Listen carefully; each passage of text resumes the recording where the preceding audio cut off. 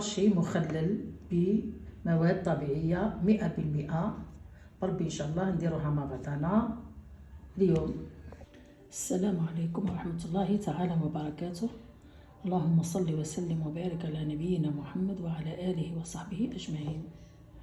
اليوم بربي إن شاء الله راح نديرو مع بعضنا طرشي هذا الصغير، نقدوه بطريقة سهلة وسريعة. قبل ما نطلقوا التحضير تاعو راح نغسلوه في الساح. هاني انا هنا حكمت نقيتو، نحيت له داك الريش كامل، نحيت له هذوك الحبات اللي فاسدين، وبربي ان شاء الله نروح نغسلو ونرجعوا باه نديرو مع بعضنا الطريقه تاعو.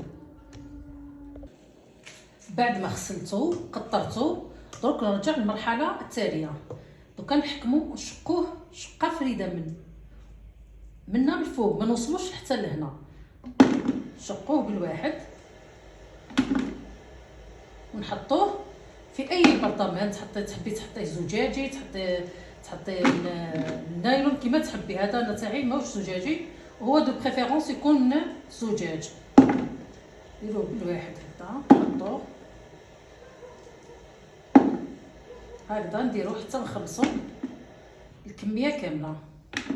هاي دوكا انا نديرو كامل كي نخلصو بربي ان شاء الله نرجع ليكم. بعد ما شقيت الفلفل وخلصت، دركا نحطوه هنا في برطمان زجاجي. يستحسن زجاجي، ولكن ديروا نيلون ماكش مشكل، ولكن هو يستحسن يكون زجاجي. نحطلو ليمون، حبات زيتون، نعمرها مليح،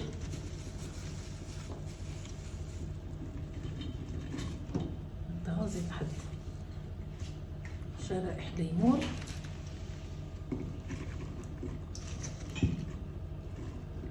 نعمرها مليح، نضغط عليها.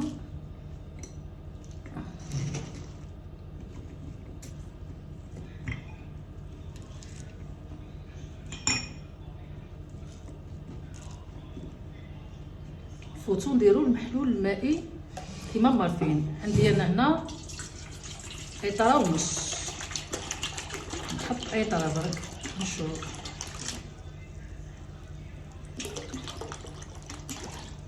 كل ايطره لازمها 4 مغارف ملح صخري. انا نحط ملح صخري هو اللي مليح.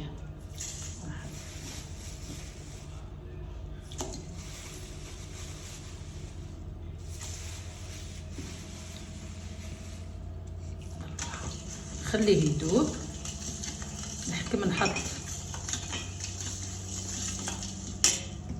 كاس خل ابيض، لا ما عندكش شي باش ترحمو،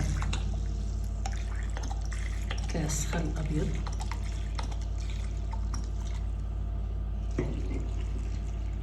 وندوب المحلول المائي. بعد ما داب الملح نوليو نعمرو باللارة تاعنا. نسيت نقول لكم باللارة لازم تكون معقمه، تغسلوها بالماء يغلي ولا تحطوها الماء يغلي وزيدوا مسحوها بالخل. عمرناها، نحطوا الزيت من الفوق بما يدخلناش